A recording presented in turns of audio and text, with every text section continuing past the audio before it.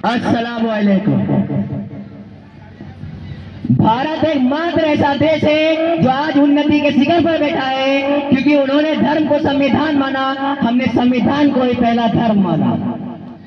मैं अपने वक्तव्य को प्रारंभ करने से पहले इस सभा से एक प्रश्न पूछना चाहूंगा। वह कौन सी चीज है जिसे हम देख तो सकते हैं परंतु छू नहीं सकते? मैं मोहम्मद हसनैन आप लोगों के सामने कुछ शब्द बोलने जा रहा हूं। इसमें जो भी गलतियां होंगी आप लोग क्षमा करें।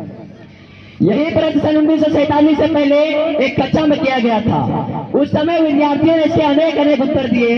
किसी ने कहा हम आकाश को देख तो सकते हैं परंतु छू नहीं सकते।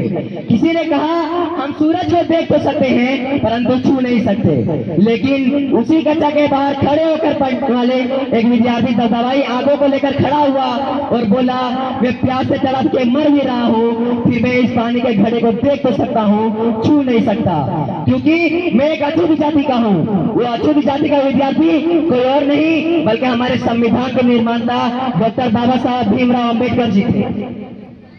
आज 75 वर्षों के बाद भी कक्षा भी वही है, सवाल भी वही है, पानी का घड़ा भी वही है। लेकिन अगर कुछ बदला तो ये है कि किसी भी जाति का विद्यार्थी हो वो सबके साथ बैठकर पढ़ भी सकता है, खेल भी सकता है, पानी पी भी सकता है, और इतना ही नहीं एक आदिवासी महिला राष्ट्रपति के रूप में प्रगति का मार्ग प्रसाद कर भी सकता है। ये ताकत दी है हमें हमारे संविधान ने। जब जब बात हमारे अधिकारों की आई तब तब संविधान हमारी रक्षा करी है। परलिंग समाज के लोग हो या श्रीकांत बोले जैसे दिव्यांगजनों के लिए शिक्षा का अधिकार या महिलाओं के लिए दहेज प्रथा का बोझ, संविधान ने हमेशा से हमारी रक्षा कर एक सूत्र में बांधने का काम किया है। और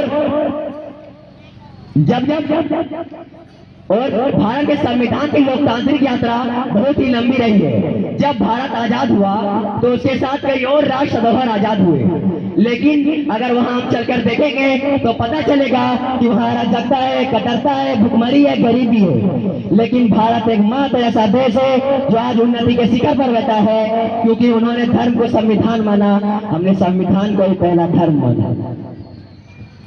लंदन में मुस्कुराते हुए कवि चर्चिल ने कहा था ये देश आजाद तो हो जाएगा लेकिन बहुत दिनों तक टिक नहीं पाएगा, ये टूटकर बिखर जाएगा।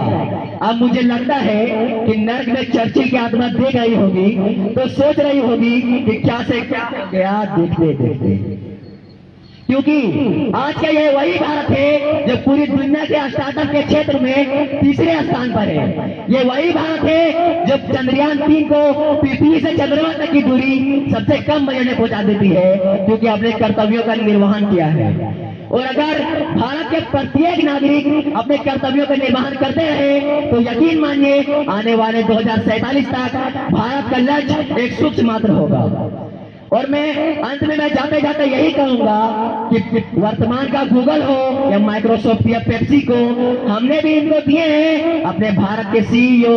अभी पूरी दुनिया में सबसे ज्यादा डॉक्टर हमारे हैं, खेल जगत में चमकने वाले भी भारत के सितारे हैं। अपने पड़ोस के बल पर हम सदा बतलाएंगे विश्व गुरु हम कल भी थे, आज भी हैं और सदा कहलाएंगे। धन्यवाद।